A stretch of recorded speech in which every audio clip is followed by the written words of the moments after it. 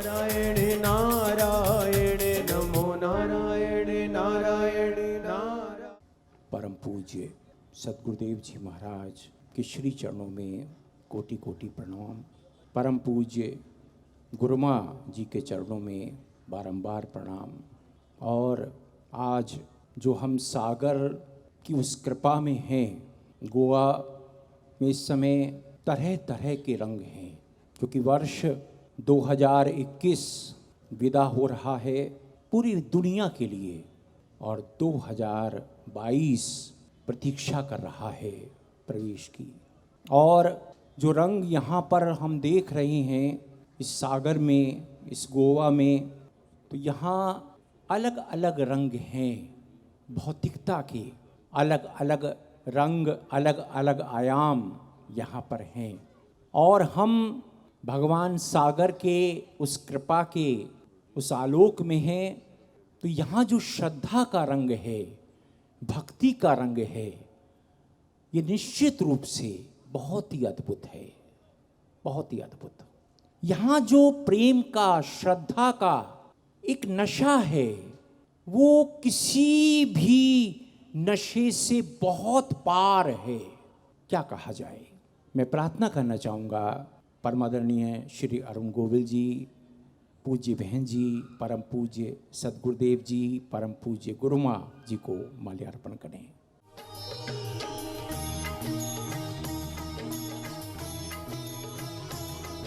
परम पूज्य सद्गुरुदेव जी, आपके श्री चरणों में प्रार्थना है, महाआशीर्वाद की महाकृपा प्रदान करें।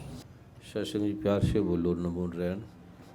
सत्संग हम यहाँ प्रभु के आलोक से इस प्रकार से इकट्ठे हुए गोवा में, तो ये प्रभु की अत्यंत कृपा है, गुरु माता जी की अत्यंत कृपा है, परम आदरणीय अरुण गोविल जी की बहन सुलेखा जी की अत्यंत कृपा है, और आप सभी संतों का जो भाव है, प्रेम है, उसकी अनंत अनंत आपका आशीष है, आशीर्वाद है, आपकी शुभ भावनाएं हैं, जिससे हम ये इकट्ठे हुए हैं। अन्यथा ये प्रोग्राम बदल चुका था कई बार। गुरु माँ ने कहा कि मैंने जाना नहीं है, मैंने भी सोचा कि चलो नहीं जाएंगे, और फिर मैं सोचता नहीं कि जाएंगे या नहीं जाएंगे, ये मैं विचारता ही नहीं हूँ कभी। नहीं जाएंगे तो नहीं जाएंगे, अच्छी बात है, जाएंगे तो कोई बात नहीं, अच्छी बात है। तो उसका मैं निर्णय नहीं लेता मन से, क्योंकि मैंने कहा जब मैं मन दुर्गा माँ को, भगवान शिव को समर्पित कर चुका है, तो मैं मन से कैसे निर्णय लूँ कि मैं जाऊँगा या कैसे लूँगा नहीं जाऊँगा। तो ये तो मेरा अपराध हो गया। वचन दे दिया कि दुर्गा माता तन मन धन आपका है, आपने हमें दिया है, प्रभु निरंकार परमात्मा, हमने आपको वचन दे दिया कि आपका है और आपका ही रहेगा। तो हम उसके अभियंत्या कैसे हैं। जब महाभारत में युद्ध हुआ, जुए में सब हार गए, पांडव हार गए, तो जब द्रौपदी का चीर वस्त्र होने लगा तो वो खड़े हो गए भीम जी, युधिष्ठिर जी, तुम वस्त्र चीरहरण कैसे कर रहे हो। कहते तुमने लगा दी दांव पे, हम जीत गए, ये तो रोज़ का काम है हमारा, जुए में जीतना हारना, हम जीत जाते हैं। अब तू इतना उद्विग्न क्यों हो रहा है, अब हमारी चीज़ है, अब तुम्हारी पत्नी नहीं है, हमारी है। तो उसको गुस्सा आया, कहते यार ना लगाता दांव पर, हमारा कसूर तो है नहीं, तुमने लगाया और तुम हार गए, जुए में हार जीत तो होगी, तुमने ऐसा पहले सोच के करना था। मूर्खता तो तुम्हारी है, अल्पज्ञता तुम्हारी है, अज्ञान तुम्हारा है, ना समझी आपकी है। आप युधिष्ठिर हैं, आप अर्जुन हैं, भीम हैं, और नकुल है, सहदेव है, और कृष्ण भगवान आपके सखा हैं, मित्र हैं, परमात्मा हैं, गुरु है। आपने उनसे भी नहीं पूछा, खुद चल पड़े। कृपाचार्य से नहीं पूछा, भीष्म पिता में नहीं पूछा, द्रोणाचार्य से नहीं पूछा। युद्ध एक चीज़ है, युद्ध में लड़ना एक चीज़ है, पर वो दादा तो है, तुम्हें रह देते। युद्ध तो युद्ध के मैदान में है ना, पर तू उससे पूछते कि मैं ये जुआ खेलूं, तो तूने उनसे नहीं पूछा, किसी से नहीं पूछा, और चल पड़े अपने अकड़ में। तुम्हारा कसूर है, हम तो जो मर्जी करें, तू रोकने वाला कौन है। वो स्तब्ध हो गए, बैठ गए, और वो भी बैठ गए, कुछ नहीं बोले। जब तूने पहले नहीं पूछा तो अब क्यों पूछ रहे हो। क्रोध से वो आग बबूला हो गए। कहते तुमने कितनी बार जुआ खेला, कितनी बार कितनी स्त्रियों के वस्त्र उतारे, क्योंकि वहाँ तो नियम था, वहाँ तो नियम था, पहली बार थोड़ी था। अनंत बार जुए में जीते, अनंत बार हारे। मेल के बैल चले गए, मुकुट के मुकुट चले गए, हाथी घोड़े सब चले गए, और जीत भी लिए, कितने लोगों को मार दिया, और अब तुम्हें क्या हो रहा है, तूने खुद कई स्त्रियों को उठाया। आज जुआ पहली बार थोड़ी खेला गया है, एक नियम था, उस नियम से सबकी सहमति ली, और सभी ये बड़े बड़े जो महारथी है भीष्म पितामह, द्रोणाचार्य, कृपाचार्य है, ये सभी बैठे हैं, इनके सामने हम करें, हम कोई चोरी नहीं कर रहे। वो निरुत्तर हो गए, क्रोध भी था, गुस्सा भी था। तो जब मैंने कहा, जब मैंने समर्पण कर दिया प्रभु आपका है, और हमने समर्पण भी क्या करना, जब हमारा ही नहीं है तो ये समर्पण, अब ये शिप है, अब हमने इसको समर्पण कर दिया, ये बैठे जहाँ मर्जी ले जाओ ड्राइवर को, अब हमारा तो है नहीं शिप, हम 2-4 घंटे के लिए बैठे हैं, अब हम इसे अपना मान लीजिए हमारा है, जैसे शिप है। तो भगवान कहते हैं शरीर भी तो एक शिप है, एक वाहन है, शरीर भी तो एक वाहन है ना, गिलास है और उसमें जल है, हम आत्मा जल है और गिलास इसका वाहन है, पात्र है, तो इसमें क्या अहंकार करना, मरना है तो मरना ही है। और आपने खुद कहा कि जन्म मरण लाभ हानि जस सपयस विधि हाथ, ये किसी के हाथ में नहीं है, मरना पैदा करना, और मैं पैदा हो गया, कृष्ण भगवान पैदा हो गए, कहते मैं ये कंस कैसे करूँगा, घोषणा की तो किया, तो तू जो चाहे कर सकता है, हम की मनुष्य समर्थ नहीं है, कोई समर्थ नहीं है, आप जो बोले वो होता है, आप जो सोचो जो होता है, आप जो जानते हो वो कोई नहीं जान सकता, और कोई जान भी नहीं सकता, किसी की हिम्मत भी नहीं है, आपका है, हमने आपको दे दिया। गीता में आप पढ़ेंगे तो अर्जुन भगवान को कह रहा है कि आप मुझे युद्ध के लिए ले आए यहाँ पर, ये मेरे दादा हैं, परदादा हैं, मेरे भाई हैं, मैं जीत जाऊँगा निश्चय, क्योंकि आप मेरे साथ हो, पर मैं इनको मार के करूँगा क्या, इस राज्य का कोई नहीं बचेगा, मेरे पास ब्रह्मास्त्र है, पर मैं करूँगा क्या, सारी स्त्री विधवा हो जाएगी, बचेगा नहीं एक आदमी भी। ऋषियों ने मुझे ब्रह्मास्त्र शिवास्त्र अद्भुत दी है, मैं तो छोड़ के जा रहा हूँ। अब आप सोचोगे तो आप कहोगे ये अर्जुन तो ठीक कह रहा है, कृष्ण भगवान युद्ध में ले आया, अर्जुन बहुत शानी बात कर रहा है कि ये सारे मर जाएंगे, पीछे स्त्रियाँ रह जाएगी, रोएंगी विधवाएं, तो मैं राज किस पे करूँगा, मैं धन का क्या करूँगा, मैं दौलत का क्या करूँगा। और हर आदमी कह लेगा ये तो बिल्कुल ठीक है अर्जुन, और कौरव भी कह लेगा हम तो जीत गए, क्योंकि अर्जुन के धनुष रखते ही बाकी सब तो कोई काम के नहीं है, एक अर्जुन ही है, उन्होंने जीत की अपने हृदय में, सोच रहे कि हम जीत गए बस। अब अर्जुन का डर था, अर्जुन के जाते कृष्ण भी चला जाएगा, कृष्ण भी केवल अर्जुन के साथ था और किसी के साथ नहीं था, इसलिए विराट रूप केवल अर्जुन को दिखाया था, बाकी तो सब उसी प्रकार से भावना में रहने वाले थे, न्याय में रहने वाले थे, अपने नियम पे चलने वाले थे, सत्य पे। उनको कृष्ण का मतलब नहीं है अपने सत्य सत्य ना बोले, अर्जुन कृष्ण के लिए सत्य सत्य सोचता नहीं था, कृष्ण ने कहा बस सत्य ही है वो, क्योंकि कृष्ण भगवान ने कहा है, कृष्ण भगवान क्यों सत्य बोलेगा, क्यों झूठ बोलेगा। भगवान शिव कह रहे हैं गुरु गीता में कि गुरु झूठ बोलता है सच बोलता है, तुम कर लो उसको आंख बंद करके। तो अर्जुन ने कहा भी अब कृष्ण बोल रहा तो मैं इसमें सच झूठ क्या मानूं, जो वो कहते हैं ठीक है। युधिष्ठिर कहते हैं ये मैं तो झूठ नहीं बोलूँगा, मैं तो सत्यवती हूँ, सत्य का मैंने प्रण लिया हुआ है। वो कहते हैं तो अपने सत्य को रख अपने पास, मैं तो जो कृष्ण करूँगा वो करूँगा। उस पर कोई भी संदेह नहीं था युधिष्ठिर पर भी ये हारा ही हारा है, इसको तो मैं अकेला हरा दूँ। और युधिष्ठिर कई बार हारा, कर्ण ने हरा दिया, दुर्योधन ने हरा दिया, वो कईयों ने हरा दिया, क्योंकि वो सत्य पे टिका हुआ था, मैं गलत क्यों मारूँ, मैं ऐसे क्यों मारूँ, एक सत्य के नियम पे था। और वो तो सत्य सत्य को रख के लड़ रहे थे, तो सबने सोचा ये अब तो हम जीत गए, सारी स्तब्ध। तो वो कहते सब ठीक कह रहे हैं, एक आदमी ने भी नहीं कहा कि अर्जुन गलत कर रहा है, कहते ये जीतेगा और ये राज किस पे करेगा, लाशों के ढेर क्या होंगे। सियानी बात कर रहा था, समझदार की बात कर रहा था।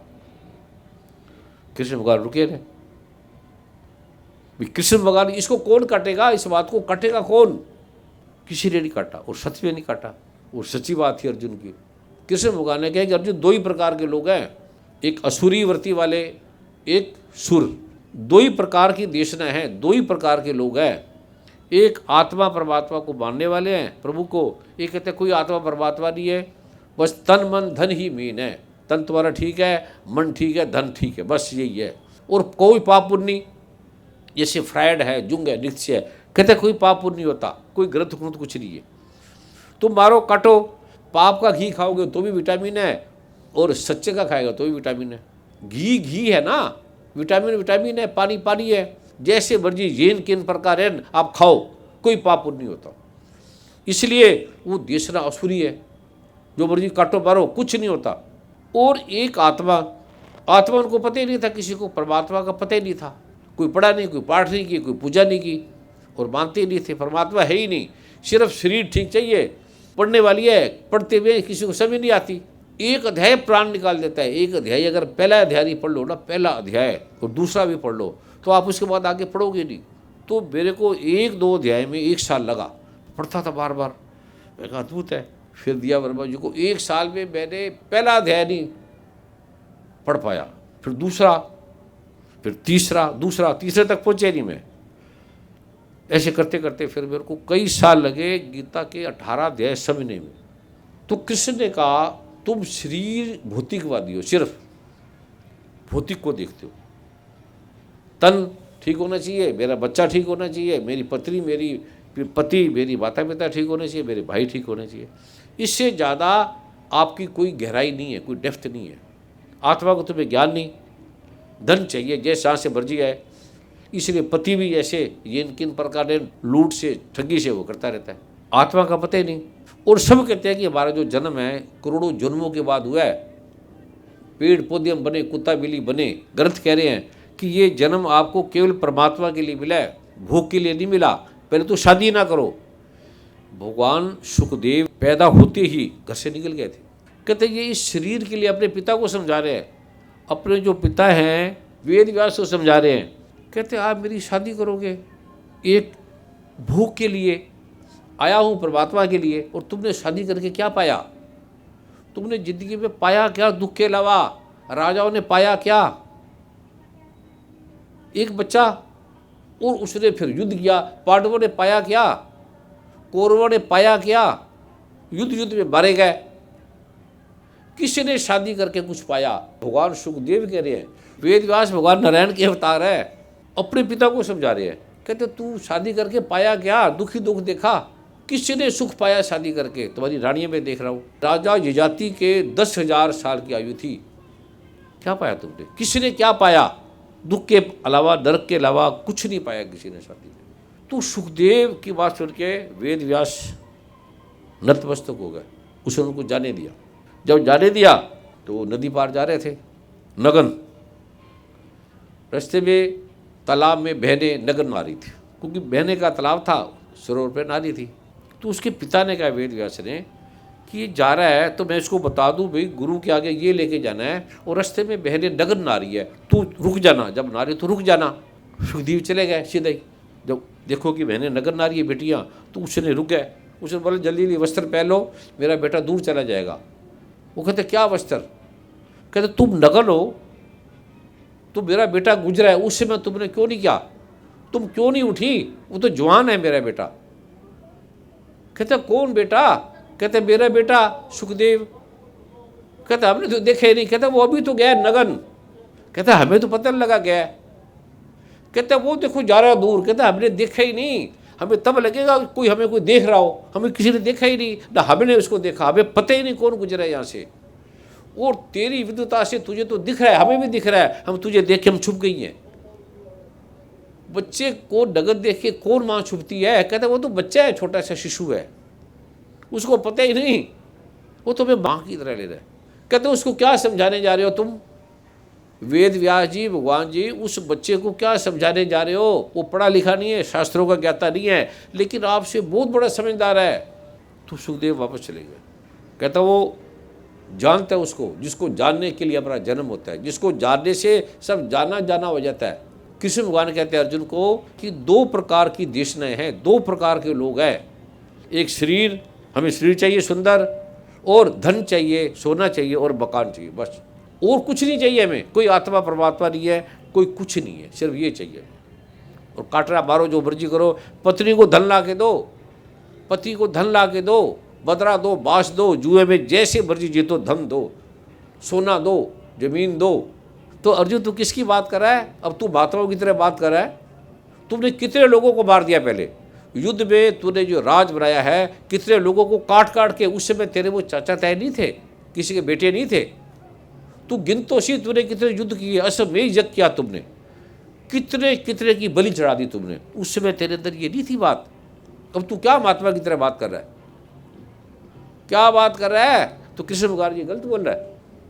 गीता को कभी समझोगे तो अब पढ़े नहीं आपने, गीता इस संसार का सबसे सर्वश्रेष्ठ ग्रंथ है, उसके समान सरल छोटा सा कोई ग्रंथ नहीं है, उसने आडंबर नहीं है, पांडित्य नहीं है, सरल सा है, सरल सी भाषा है, सच्ची मुच्ची। अभी पहला अध्याय भी नहीं किया मैंने, कभी गीता के 18 अध्याय कभी सुनेंगे आप, मैंने कई बार बोला ना, और कभी आपने महा गीता सुन ली अगर, तो आप भूल जाओगे सब ग्रंथों को, आपने कभी नहीं ध्यान दिया। विषय क्या चल रहा है बताओ डॉक्टर साहब, विषय क्या चल रहा है? विषय तब चल रहा था कि भाई श्री जी का विषय चल रहा था। भाई श्री जी इतना जो काम करके गए हैं वो कोई नहीं कर सकता। क्या काम करके? कोई काम नहीं किया उन्होंने, ये जो धाम बनाया है कोई सब सेवादारों ने बनाया, जितने समागम कराते सब सेवादार करते, उसको पता ही नहीं। युद्ध कहते थे ना महाभारत में, अर्जुन ने जीता, उसने कहते थे ना, हाँ जी, तो कहता कौन अर्जुन, कौन भीम, नकुल सहदेव, तो किसी ने किया युद्ध? जीता तो भगवान कृष्ण के सुदर्शन चक्र में। फिर कहता यहाँ अर्जुन कोई है ही नहीं, यहाँ कोई भी आदमी नहीं है जिसने समागम किया, किसी को भी नहीं पता, इसने एक काम भी नहीं किया समागम में, किसी ने एक भी काम नहीं किया किसी भी समागम में। पहले दिन समागम हुआ, वर्मा जी कह रहे गुरु जी समागम कैसे होगा, मैं तो कभी बैठा ही नहीं।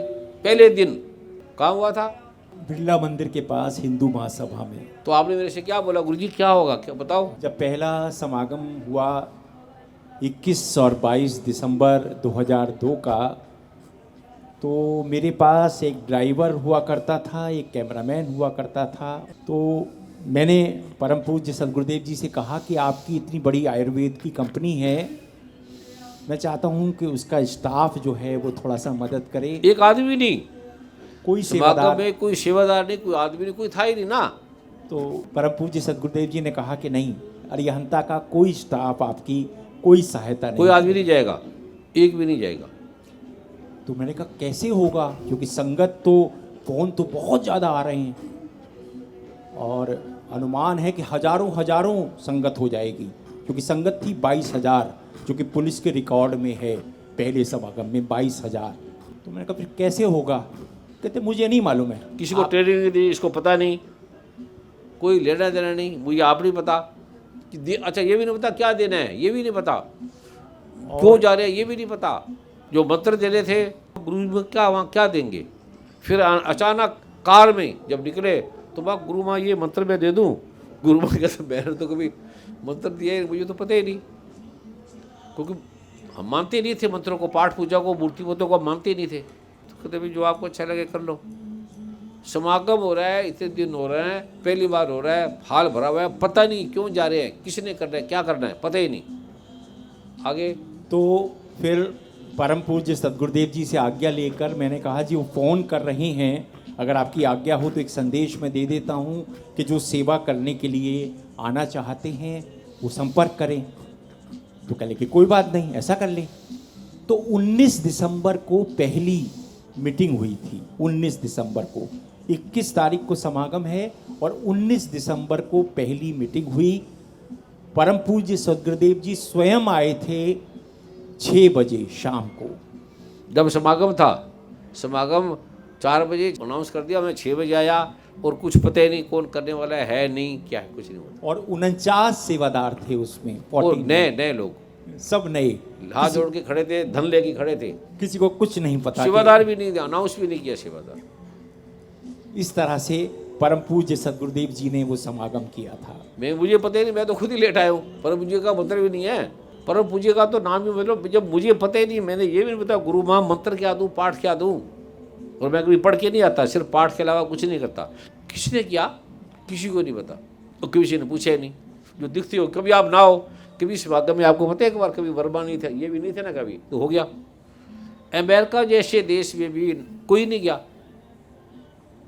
कहते गुरु माँ कभी बोलती नहीं, गुरु माँ कहाँ की बात है वो। ये समागम हुआ था हमारा, पहला टोरंटो में हुआ था, फिर कैलिफोर्निया में था, फिर लॉस एंजलिस में था, फिर शिकागो में था। 11 कार्यक्रम थे। वो 11 लोगों ने टिकटें ली हुई, फीस दी हुई, गुरु माँ को पता ही नहीं। गुरु माँ कहते मैं नहीं जाती। मैं कहा जाओ। कहते मुझे पता ही नहीं क्या बोल रहे हैं, क्या कर रहे हैं। मैं कहा आप चले जाओ। बात ही नहीं की फ़ोन पर भी। उसमें परम पूज्य सदगुरुदेव जी ने कहा था कि मैं यात्रा में हूँ तो तुम फ़ोन पे मेरी या तो वीडियो कॉल करा देना या फ़ोन पे बात करा देना। तो पहला समागम टोरंटो में आशीर्वाद मिला, कैलिफोर्निया में आशीर्वाद मिला, लॉस एंजलिस में मुझे कहा कि मैं अब ऐसे स्थान पे चला गया हूँ जहाँ कोई फ़ोन नहीं काम करता। तो मैंने कहा फिर अब क्या होगा, 2 दिन का समागम, फिर क्या होगा? कहते कोई तुझसे पूछेगा ही नहीं कि मैं कहाँ हूँ, कोई नहीं पूछेगा। और यही हुआ। उसके बाद मर्टल बीच में हुआ, उसके बाद शिकागो में हुआ, उसके बाद प्रकट हुए थे न्यू जर्सी में जब परम पूज्य सदगुरुदेव जी ने कहा कि मैं आ गया हूँ और संगत को बोल दो कि वो सब एयरपोर्ट पहुँच जाए, तब आए थे। 2 बार तो मैंने कैंसिल ही कर दी। टिकट थी मेरी, टिकट कैंसिल नहीं हुई। आऊँगा नहीं आऊँगा। क्योंकि जैसे आपको मैं बोलता हूँ ऐसे मुझे भी तो प्रभु नकार दुर्गा माँ देती है, अभी तू जा या ना जा। एक हल्का सा वैसे ही देती है, हल्का सा संकेत, बोल के भी नहीं, आवाज़ से भी नहीं, हल्का सा पाठ में आएगा, तू रहने दे, क्या करेगा? तो आप उसको मैसेज समझ नहीं पाओगे, ये मैसेज है। मेरे एक पाठ में अब दुर्गा माता कोई झूठ बोल रही है, पढ़ना ध्यान से। पेज नंबर 43, रात्रि सूक्तम। दुर्गा माँ कह रही है, इसमें हिंदी का अर्थ दिया गया है 69 से 72 तक। दुर्गा माँ कह रही है, मैंने समस्त विश्व को व्याप्त कर रखा है और मेरा प्रागट्य अनेक प्रकार से होता है। और सुनो, मैं नित्य अजन्मा, मन बुद्धि से नहीं समझ में आने वाली, देवताओं का, सुरों का, सभी का कार्य सिद्ध करने के लिए प्रकट होती हूँ।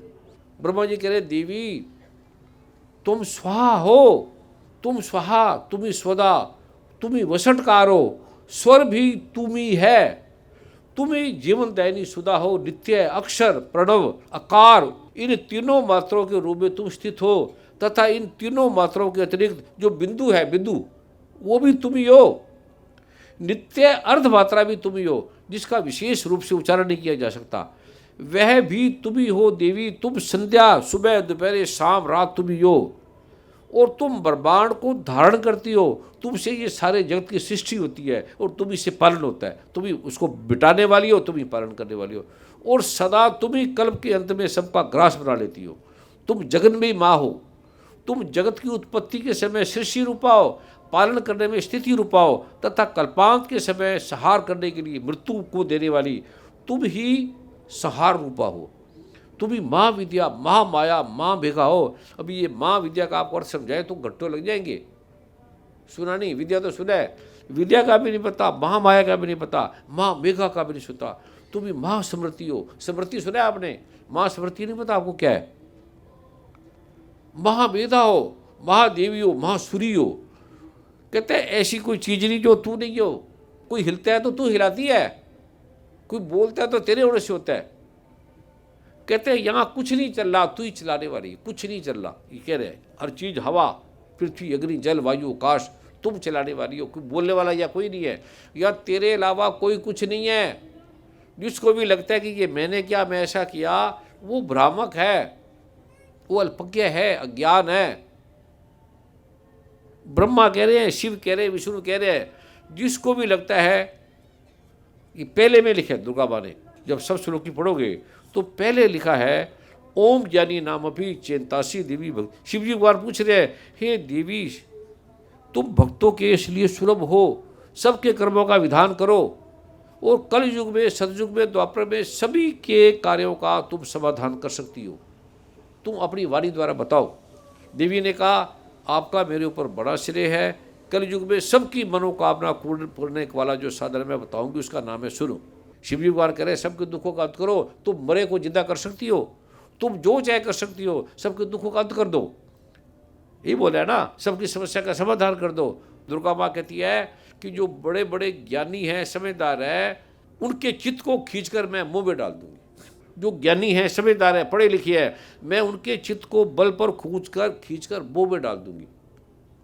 पति को पत्नी में डाल दूंगी, माँ को बेटे में डाल दूंगी, उसको दोस्तों में डाल दूंगी, प्रेमी को प्रेमिका में डाल दूंगी। मैं उसको कहीं ना कहीं खींच के मुंह में डाल दूंगी। ये उसका उत्तर है क्या?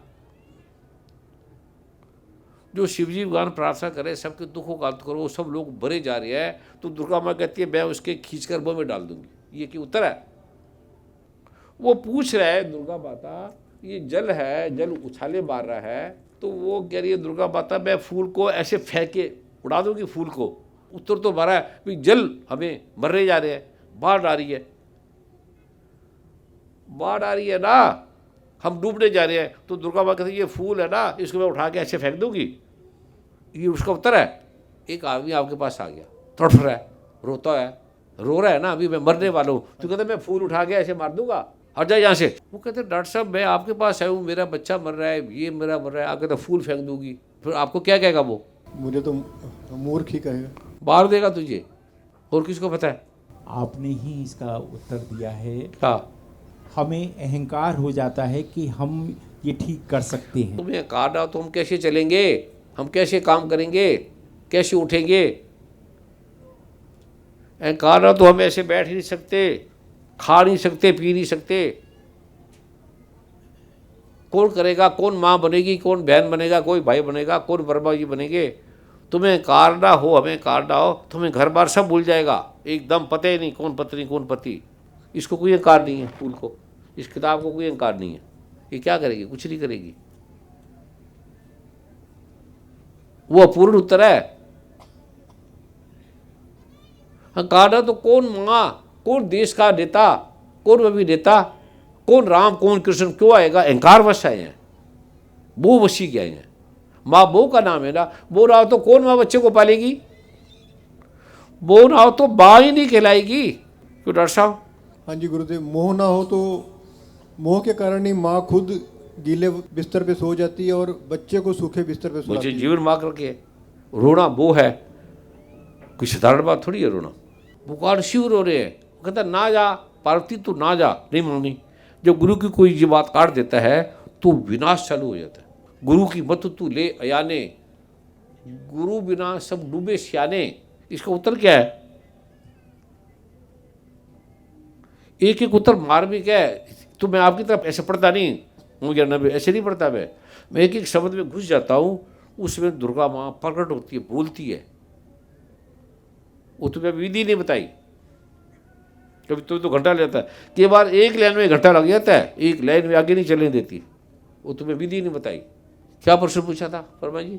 आपने श्री दुर्गा सप्तशती का जो उल्लेख कृपा करते हुए कहा था कि भगवान शिव ने ये कहा कि सबकी समस्याओं का निदान करें, और माँ भगवती ने कहा कि मैं उनको मुँह में डाल देती हूँ, गदर पकड़ के समुद्र में फेंक दूंगी। इसका मतलब ये है, वो इतना खतरनाक है, वो इतना भयंकर है, वो से खराब और क्या चीज है? कृष्ण भगवान गीता में कह रहे हैं। तो ये तू क्या वो की बात कर रहा है? वो कहाँ गया था जब तूने लाखों लोगों को मारा था, काट काट के गर्दन फेंक दी थी? जब तू मारता था, काटता था गाजर बोली की तरह, तो वो किसी के बच्चे नहीं थे। गुरु ग्रंथ साहब कह रहे, गुरु नानक कह रहे, ना मैं किया ना कर सका, ना मैं करने योग, मैं कुछ नहीं कर सकता। ब्रह्मा विष्णु वेश कह रहे हैं, दुर्गा माँ हमने कुछ नहीं किया कभी, ना किसी ने कुछ किया, ना कोई कर सकता है। तुम ही स्वा हो, तुम ही स्वदा हो, तुम ही वशकार, तुम ही हो, श्वास भी तुम ही हो।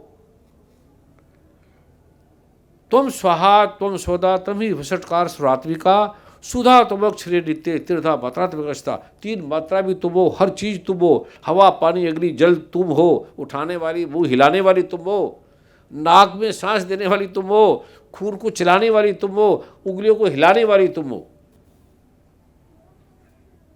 हम हिलते हैं तो तू है, तेरे बिना वैसे नहीं कर सकते। बोल नहीं सकता, होठ खोल नहीं सकते, आंख देख नहीं सकती, खून चल नहीं सकता, हार्ट चल नहीं सकता, तुम ही हो। और अद्भुत है ये, कभी इस चैप्टर को सुनोगे तो आपको 2-3 घंटे चाहिए, आपकी आंख खुल जाएगी। ये सिर्फ एक चैप्टर, ये इस चैप्टर को पढ़ने से दुर्गा माता प्रकट होगी थी। ये बोलना कैसे है, ये एक चैप्टर ही काफ़ी है। तुम्हें नहीं पढ़ना हो कि पाठ नहीं करना हो तो उत्कीलन निष्कीलन लेकर 3 मंत्र हैं, ये लेकर एक ही चैप्टर पढ़ लेना, बस दुर्गा माँ प्रकट हो जाएगी वहाँ। ब्रह्मांड एक ही पढ़ाई है सिर्फ, और दुर्गा माँ प्रकट होगी। तो तुम बनो तो सी, जो ये कह रहे हैं पहले समझो कि दुर्गा माता तुम ही करने वाली हो, हमने कुछ नहीं किया। जब मैंने पाठ लिया तो मेरे को दुर्गा माँ ये तो बड़े दुर्लभ पाठ है, कठिन है। नकार से परमात्मा से मैंने बोला कोई ऐसा पाठ दो जिससे लोग ठीक हो जाए। उन्होंने एक पाठ दिया, आपको याद है पहले दिन में जो मंत्र दिया था, जो पहला मंत्र क्या था तुम्हें नहीं पता, वो सबसे पावरफुल था। जो पहले वो क्या था वो सब भूल गए। जो भी पहले बोले हैं वो बड़े पावरफुल है, जो भी पहले बोले हैं। फिर मैं बढ़ाता गया, फिर आपको मैं वो दूसरा दे देता हूँ, पहले दिया, फिर आपको बढ़ाता गया, ये भी करो, ये भी कर लो, वो भी कर लो। तो कोई तो करो, तुम्हें बड़ी शक्तिशाली मंत्र दिया मैंने, किसी ने नहीं किया। तुम अरबोपति बन जाते, अरबोपति खरबोपति, अभी भी बन सकते हो। तो अभी मैं तुम्हें दे सकता हूँ आज, क्योंकि भाई जी का बर्थडे है। वो अकेला आदमी था भाई श्री जी, जिसने कहा कि गुरु जी में कोई सुई जितनी भी कमी नहीं है, कोई निकाल नहीं सकता, और मेरी हर बात मानता था, और कोई भी नहीं मानता था मेरी।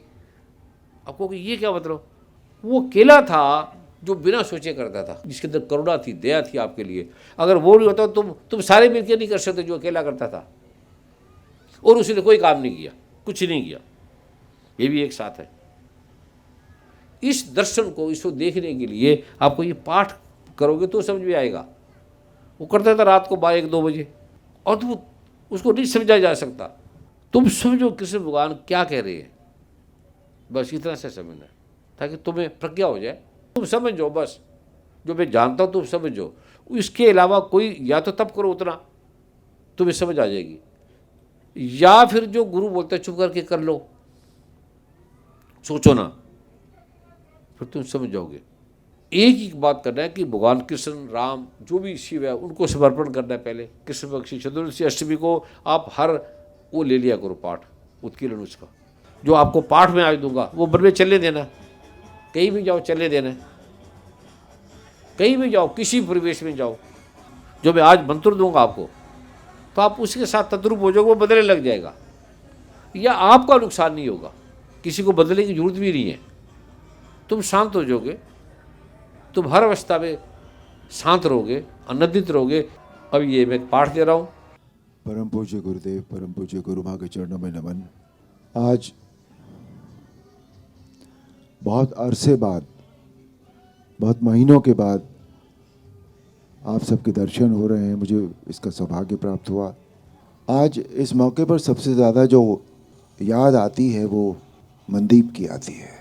मैं जब गुरुदेव से मिला था 15-16 साल पहले, तब वो he was literally a kid, वो एक बच्चे की तरह थे बिल्कुल, और बच्चे की तरह ही बिहेव भी करते थे उस वक्त। और आप सबके साथ एक बात शेयर करना चाहूँगा आज, कि गुरुदेव के पूछने पर उनको जो नाम, गुरुदेव ने पूछा मुझसे कि मनदीप को क्या एक नाम देना है, मनदीप को क्या नाम दें हम। और वो मुझे याद है, मोड़ी में वो शाम को, एक शाम थी वो, जब मैंने उन्हें कहा कि हम उन्हें भाई श्री कहकर पुकारेंगे तो बहुत अच्छा रहेगा गुरुदेव। आज वो भाई श्री, वो बच्चा हमारे बीच नहीं है। वो धीरे धीरे एक ऐसा सुलझा हुआ इंसान बन गया था, एक बहुत कर्मठ इंसान बन गया था। उन्होंने धाम के लिए बहुत कुछ किया, बहुत कुछ किया। जैसा परम पूज्य गुरुदेव कहते हैं कि वो किस वक्त पाठ करते थे, वो मैंने देखा है उनको रात को कभी भी 2 बजे भी पाठ करते देखा है, मैंने उनको 4 बजे भी पाठ करते हुए देखा है सवेरे। आज वो बहुत मिस हो रहे हैं, बहुत मिस कर रहा हूँ मैं उनको। मेरी पत्नी लेखा यहाँ बैठी हैं मेरे साथ। लेखा के साथ वो बिल्कुल जैसे मेरा बेटा है अमल, जिसका नाम सोनू है, जिस तरह से वो बिहेव करता है भाई श्री मनदीप, लेखा के साथ उसी तरह बिहेव करते थे बिल्कुल। परमात्मा को जो मंजूर था वो उसने किया, लेकिन जिस काम को लेकर वो आगे चले थे जिसका आगाज़, जिसका शुरुआत परम पूज्य गुरुदेव ने की थी और जिसको लेकर वो आगे चले, ये हमारा कर्तव्य बनता है, हमारा फ़र्ज़ बनता है कि हम उस काम को आगे लेकर चलें। और वो हम किसी और के लिए नहीं करेंगे, हम न गुरुदेव के लिए करेंगे वो काम, न परम पूज्य गुरु माँ के लिए करेंगे, हम वो अपने लिए हमें करना है वो काम, बिकॉज उससे हमारा भला होना है, हमें कुछ मिलना है उससे। वो चाहे किसी भी रूप में हो, चाहे वो मटेरियल रूप में हो, चाहे वो आध्यात्मिक रूप में हो, चाहे वो फिजिकल रूप में हो, किसी भी रूप में हो चाहे, और उस काम को हमें सही तरीके से लेकर चलना है। आज मैं गुरुदेव से जब बातें हो रही थी दोपहर में, तो मैंने कहा कि परमात्मा का एक सिस्टम होता है, कोई तो सिस्टम होगा परमात्मा का। करोड़ों अरबों लोग इस दुनिया में, हर एक की जब वो पैदा होता है जिस पल से, और अगर सही उनकी जन्म पत्री बन जाए तो वही होता है जो उसमें लिखा होता है। तो कोई तो सिस्टम होगा ना परमात्मा का। अगर वो उसका सिस्टम से वो इतना बड़ा संसार चला रहा है, तो हम एक छोटा सा सिस्टम नहीं बना सकते जिससे हम अपना ये छोटा सा, परमात्मा के मुकाबले में एक छोटा सा धाम हम चला सकें, जिसमें आज करोड़ों लोग जुड़ गए हैं हमारे साथ। लेकिन उसके लिए एक बात बहुत ज़रूरी है, परमात्मा को फ़र्क नहीं पड़ता कि, क्योंकि परमात्मा का सिस्टम उसने अकेले ने बनाया है और वो चलाता भी अकेला है, वो किसी के थ्रू नहीं चलाता। वो सिस्टम जो उसके सिस्टम में आना चाहे वेलकम, अदरवाइज उसे ज़रूरत नहीं है किसी की भी। लेकिन हमें यहाँ इस वर्ल्ड में ज़रूरत होती है, क्योंकि हम सब इंसान हैं, हमें एक दूसरे के सहारे की ज़रूरत होती है, एक दूसरे की मदद की ज़रूरत होती है, एक दूसरे के सहयोग की ज़रूरत होती है। इस सिस्टम को चलाने के लिए हमें अपने लिए, परम पूज्य गुरुदेव ने भी कहा कि मैं पहले दिन से ये कहता रहा हूँ कि ये एक सिस्टम होना चाहिए। लेकिन वो सिस्टम क्या है बेसिकली? वो सिस्टम और कुछ नहीं है, वो सिस्टम है ईमानदारी। ईमानदारी सिर्फ पैसों की ही नहीं होती है, धन की नहीं होती है, ईमानदारी विचारों की भी होती है, ईमानदारी मन से भी होती है, ईमानदारी दिल से भी होती है। अगर हमारे विचारों में ईमानदारी है तो धन की बेईमानी हो ही नहीं सकती, होगी ही नहीं कभी भी। हम अगर यहां जुड़े हैं, हम यहां बैठे हैं, तो क्यों बैठे हैं?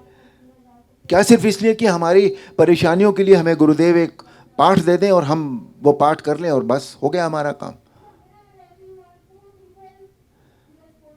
या तो हम वो पाठ लेके यहां से निकल जाएं, दोबारा ना आए कभी, हो गया हमारा काम। लेकिन अगर हमें हर पल पर एक सहयोग चाहिए, किसी का, परमात्मा का सहयोग चाहिए गुरुदेव के थ्रू, अगर हम यहां हैं तो उसके लिए एक रवानगी की जरूरत होती है। उस रवानगी में हमारी ईमानदारी होनी बहुत जरूरी है, जो मैं क्षमा चाहता हूं इन शब्दों को कहने के लिए, मुझे बहुत सारे व्यक्तियों में यहां नहीं दिखाई देती। मेरी बात यहां बहुत सारे लोगों को खटकती है, लगती है, तीर की तरह लगती है। वो इसलिए लगते हैं कि मुझ में सच बोलने का साहस है। मैं यहां परम पूज्य गुरुदेव से जब मैं जुड़ा तो मुझे जो फील हुआ था उनके विषय में, उनके बारे में, इससे पहले मैं बहुत बार कह चुका, मेरा संतों से कोई लेना देना नहीं था, कोई ताल्लुक नहीं था मेरा, बिल्कुल भी नहीं था। परम पूज्य गुरुदेव पहले और अंतिम संत हैं या गुरु हैं, जो भी आप कह लें, दैट्स इट। न मेरी जिंदगी में पहले कोई था और न इनके बाद कोई और होगा। जब मैं इनसे जुड़ा तो मुझे लगा, इसीलिए मैं जुड़ा था कि मुझे लगा कि नहीं, इस बंदे में बात है, ये अपना एक अनोखापन लेकर आया है ये बंदा यहां पर। उनके थ्रू हमें इतना कुछ मिलता है, अगर मिलता ना होता तो हम यहां ना बैठे होते, ये सही है। बगैर किसी स्वार्थ के, वो चाहे स्वार्थ कुछ भी हो, धन का हो, तन का हो, मन का हो, कोई सा भी स्वार्थ हो, बगैर किसी स्वार्थ के कोई नहीं किसी से जुड़ता। अगर कोई ये कहे कि नहीं मैं इसका अपवाद हूं, मैं ये कहूंगा कि वो झूठ बोल रहा है। वो आदमी नहीं जुड़ता। मां जुड़ती है बच्चे से, पिता जुड़ता है बच्चे से, लेकिन बाहर का व्यक्ति बगैर किसी स्वार्थ के कभी नहीं जुड़ता। वो स्वार्थ ये भी हो सकता है कि मुझे इस व्यक्ति से मिलना, बात करना अच्छा लगता है, यार ये व्यक्ति बात बड़ी अच्छी करता है, ये भी होता है, ये भी स्वार्थ होता है। लेकिन बगैर स्वार्थ के कोई किसी से नहीं जुड़ता। लेकिन अगर हम किसी से जुड़े हैं, हमारा कोई स्वार्थ है, तो क्या हमारा ये फर्ज नहीं बनता कि हम अपनी तरफ से अगर कुछ कर सकें तो हम कर दें, और वो भी किसी और के लिए नहीं, हम अपने लिए करना है हमें, तो कि हम करके हमें ही फायदा मिलना है उसका। तो विन विन सिचुएशन है ये, हमें कुछ मिल भी रहा है पूज्य गुरुदेव से, और हम धाम के लिए कुछ कर भी रहे हैं, उससे भी हमें मिलना है, तो विन विन सिचुएशन है। लेकिन हम ये भी नहीं करते। It's a sad affair, I am sorry. उदाहरण हम सबके सामने है, हम सब जानते हैं, परम पूज्य गुरुदेव तो जानते ही हैं, हम सबको भी पता है कि कहां क्या हो रहा है। मेरी आपसे प्रार्थना है, हाथ जोड़कर अपने लिए कर लीजिए।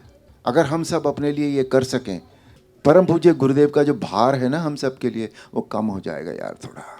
शुरू शुरू में जब कोविड बहुत जोरों पर था, मास्क लगाकर आने की बात हुई, बहुत सारे भाइयों ने सवाल उठाए, बहनों ने सवाल उठाए, हम तो गुरुदेव के यहाँ जा रहे हैं, हम क्यों मास्क लगाएं?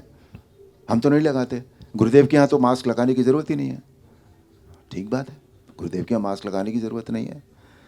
लेकिन एक बात सोचिए आप कि मास्क न लगाने से कहीं, जहाँ इतने लोग बैठे हों, अगर हमें कुछ नहीं हो रहा है तो क्यों नहीं हो रहा है? कहीं कोई तो कुछ कर रहा होगा कि हमें नहीं कुछ हो रहा है। वो कौन है? मतलब हम मास्क नहीं लगा रहे हैं तो भार किस पे पड़ रहा है? गुरुदेव पे। मतलब हमको अपने लिए कुछ नहीं करना चाहते। गुरु बैठा है सामने तो डाल दो सारा भार उसके ऊपर, वो करता रहेगा तब दिन रात आपके लिए, ताकि आप बीमार ना हो कोविड से। आप मास्क नहीं लगाएंगे, लेकिन बहुत अच्छी बात है, वाह क्या सोच है। मैं सिर्फ इतना कहना चाह रहा हूं आज आपसे। पहली बात तो ये मान लीजिए कि कोई किसी के लिए कुछ नहीं करता, ये बेसिक दुनिया का फैक्ट है। हमें अपने लिए कुछ करना होता है। इसका सबसे बड़ा उदाहरण ये है कि आज आप यहां हैं। आप यहां क्यों आए हैं? आशीर्वाद लेने आए हैं गुरुदेव से। आशीर्वाद किस लिए लेने आए हैं? ताकि आपका भला हो, आपका अच्छा हो, आपको सब कुछ मिले, जो आपकी परेशानियां हैं वो खत्म हो जाएं, इसीलिए आए हैं ना। तो कोई किसी के लिए कुछ नहीं करता, आप अपने लिए आपको खुद ही करना पड़ेगा। लेकिन अपवाद भी होता है। अपवाद, ये व्यक्ति बैठा है आपके सामने, ये महापुरुष बैठा है आपके सामने, ये परमात्मा से लिखा इंसान बैठा है आपके सामने, जो आपके लिए सब कुछ करता है। आप कभी आते हैं, एक फोटो दिखाते हैं कि गुरुदेव ये देखिए, ये मेरी बच्ची है, इसको ये परेशानी है, और थोड़े दिन बाद आप देखते हैं कि वो परेशानी खत्म हो गई, उसने कर दिया वो। लेकिन वो है और हम हैं। फर्क है दोनों में, बहुत फर्क है। आज से एक नया साल शुरू हो रहा है, बल्कि मैं ये कहूँगा नया साल नहीं, एक नया, हम इसे यूं कहेंगे एक नया आने वाला समय शुरू हो रहा है हमारे लिए। हम थोड़ा अपने अंदर झांक कर देखें, थोड़ा घुसें अंदर आज, और ये देखें कि हम धाम के लिए नहीं, हम अपने लिए क्या कर सकते हैं। क्योंकि हम अपने लिए करेंगे तो वो धाम के लिए ही होगा। थोड़ा सा संवेदनशीलता होना इंसान में ज़रूरी है। मैं मानता हूँ पैसा बहुत ज़रूरी होता है इंसान के लिए, रुतबा बहुत ज़रूरी होता है, सारी चीज़ें बहुत ज़रूरी होती हैं,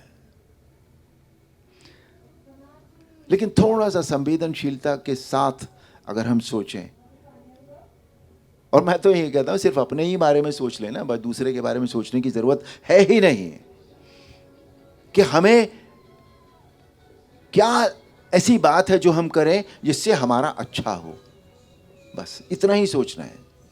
जब हम ये सोच लेंगे तो हम किसी भी दिशा में, किसी भी क्षेत्र में, हम दूसरे से बेईमानी की बात छोड़ दीजिए। मैं ये कहता हूँ अगर हम ये सोच लें कि हम खुद से ईमानदार रहेंगे तो हमारा काम हो गया, उससे बड़ा और कुछ नहीं होता। हम खुद से ईमानदार रहें, विचारों की ईमानदारी बहुत बड़ी चीज़ होती है और वही हमें लीड करती है, जो हमें पूरी तरह ईमानदार बनाती है। और एक बात और बताता हूँ, जब हम ईमानदार होते हैं खुद से, तो हमारे मन में जो शांति होती है ना, वो अनोखी होती है।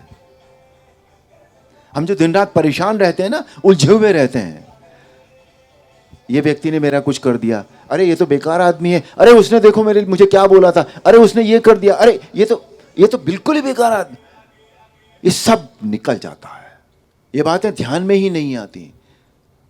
हमारे मन में इतनी शांति आ जाती है, और जब हमारे मन में शांति आ जाती है, तब हम उस धन का, जो धन हमें चाहिए, जिसकी हम इच्छा करते हैं, उसका उपयोग हम तभी कर पाएंगे। हम भोग तो कर लेंगे उसको, लेकिन उस भोग से कितनी और बीमारियां हम लेकर आएंगे, उसका अंदाजा बाद में पता लगता है और ध्यान में भी नहीं आता। मतलब बीमारी हो जाती है, धन कमाने के चक्कर में इतना हमने अपने आप को, अपने शरीर को भी नाकारा कर दिया। हमने कभी एक्सरसाइज की ही नहीं, हमने योग भी नहीं किया, कभी कुछ भी नहीं किया हमने। पाठ भी हुआ तो हुआ, नहीं हुआ तो नहीं हुआ। अरे भाई वो डील चली जाएगी यार, ठीक है भाई डील कर लो। बाद में जब परमात्मा डील करता है तो रोते हो, फिर गुरुदेव के पास आते हो, अरे गुरुदेव ये हो गया, आप तो क्या करें बताइए। जीवन जीने का एक तरीका होता है, उस तरीके को अपनाने की प्लीज आप कोशिश करें, अपने लिए, अपने परिवार के लिए।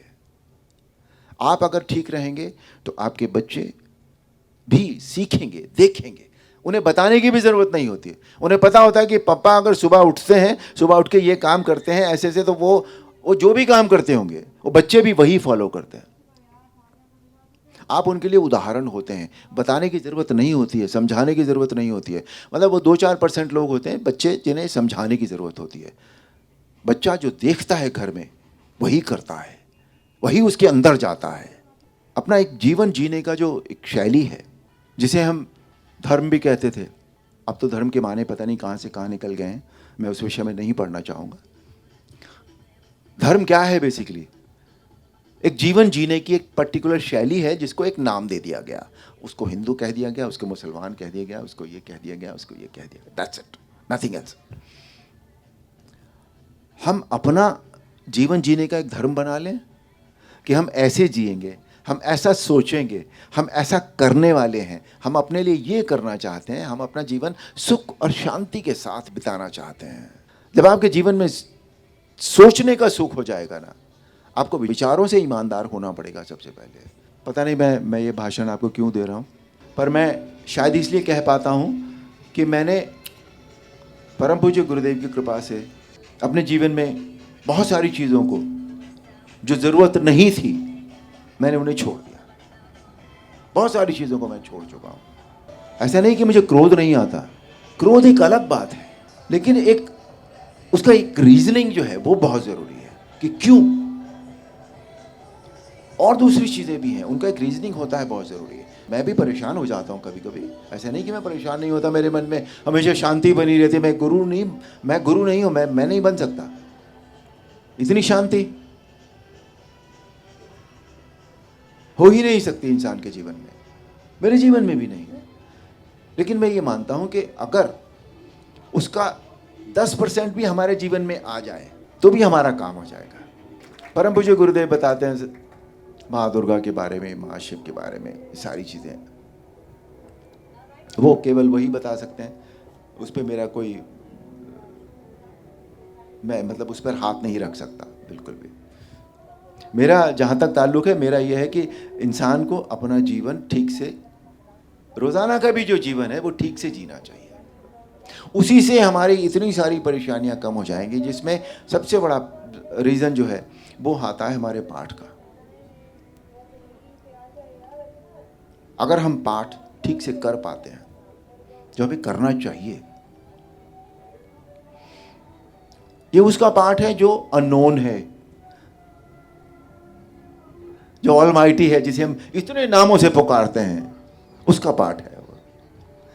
इतने नामों से पुकारते हैं, नाम बने हैं, ऋषियों ने इतना लिखा है, वेदों में इतना लिखा है, तो कुछ तो होगा, या कुछ भी नहीं है, ऐसा तो नहीं हो सकता। नहीं हो सकता। इस बात को कोई काट नहीं सकता। जब इतना संसार एक सिस्टम से चल रहा है तो कोई तो होगा जो उसे चला रहा है। तो उसी अनजाने का नाम है ये, पाठ है ये। उसे नाम आप कुछ भी दे दें, पाठ बहुत जरूरी है, वो हम जरूर करें। और अपने शरीर का भी ध्यान हम जरूर रखें, ये बहुत जरूरी है। अन्यथा क्या होता है, शरीर जब काम नहीं करता, जब उम्र होती चली जाती है, उम्र तो छोड़िए, आज आप देख रहे हैं, सुनते होंगे, डॉक्टर साहब तो सामने बैठे हुए हैं, इतने मतलब 20-20 साल के बच्चों को हार्ट अटैक हो जाता है। अपने शरीर का ध्यान रखना बहुत ज़रूरी है।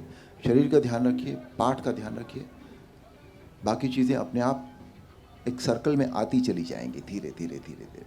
It might take a little time, that's all, nothing more than that. It may not happen overnight, but it happens. It has happened in crores of the people. So why not us? हमारे जीवन में क्यों नहीं होगा ये? होगा, ज़रूर होगा। तो आप सबसे एक प्रार्थना भी है, उम्मीद भी है। मैं खुद से भी प्रार्थना करता हूँ कि मैं भी ये कर पाऊँ। परम पूज्य गुरुदेव की कृपा हो जाती है तो होता रहता है। कभी कभी होता है, नहीं भी होती हैं, कुछ चीज़ें नहीं भी होती हैं, ये भी बात है। तो उसको भी एक मार्जिन देकर छोड़ देना होता है कि हाँ ठीक है, नहीं हो पाई, हो जाती तो अच्छा होता, पर नहीं हुई। पर कोशिश हमें ज़रूर करनी चाहिए, बिकॉज हम सिर्फ कोशिश ही कर सकते हैं।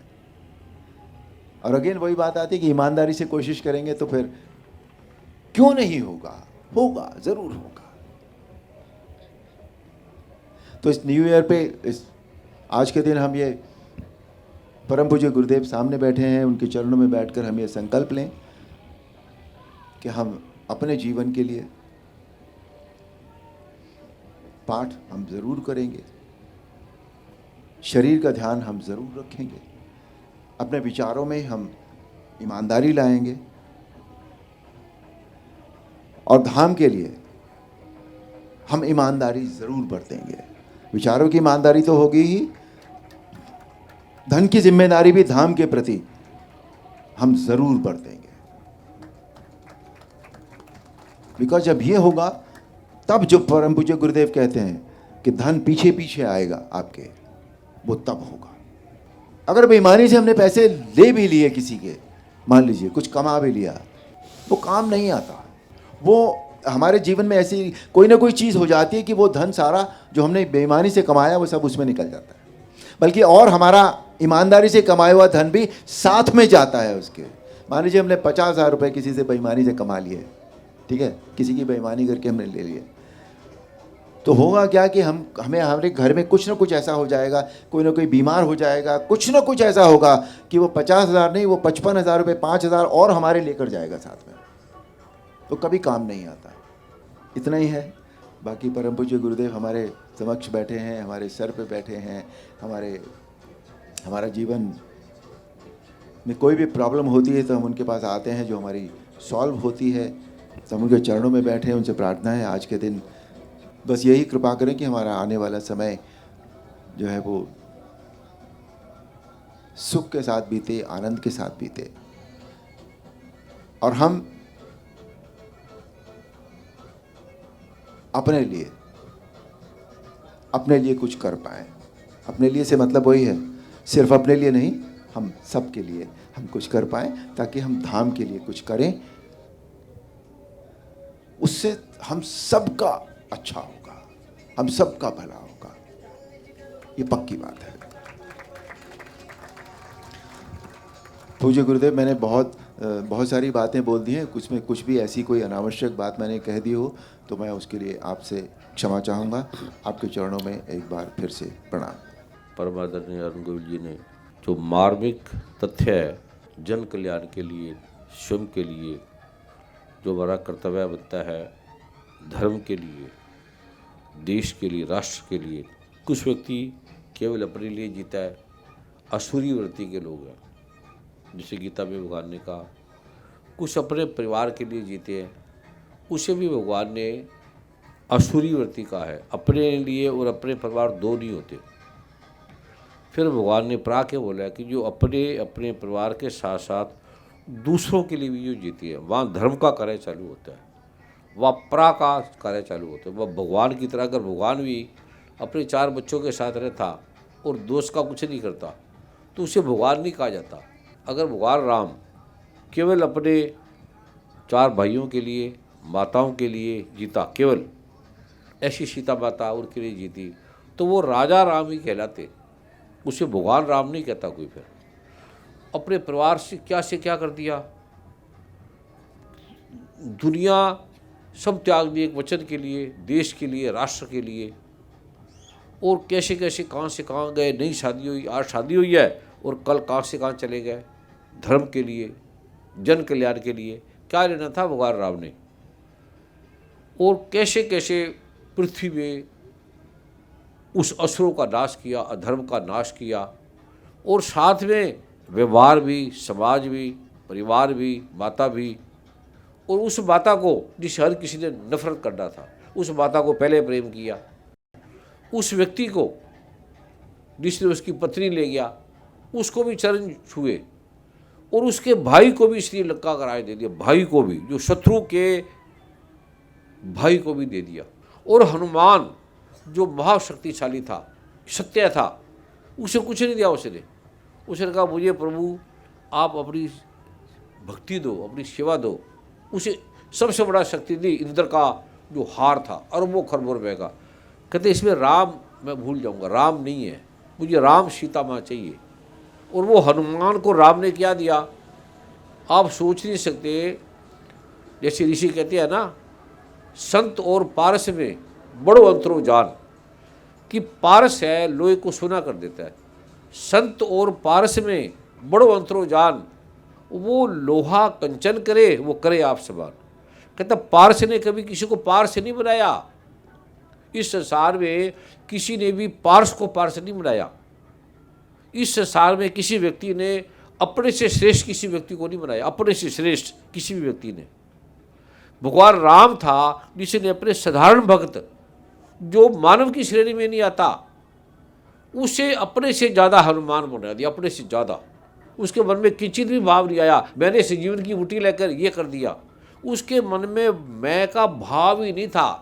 और उस भाव ने क्या किया, आपको जो भगवान हनुमान का देता हूँ पाठ, वो भगवान ने कहा उस समय जब अभी राजा नहीं बने थे विभीषण, कहता है विभीषण मैं ये सत्य कह रहा हूँ, ये जो हनुमान का पाठ है ये आपको लंका का राजा बना देगा। हनुमान का पाठ उसको पढ़ा तो मैंने कहा ये अद्भुत पाठ है।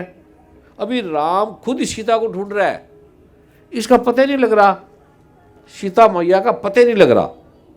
और वो विभीषण को कह रहा है कि तू ये हनुमत जो पाठ है आपको देते हैं, इसलिए लिखा है। और भगवान राम ने कहा मैं निश्चित सच्ची कह रहा हूँ विभीषण।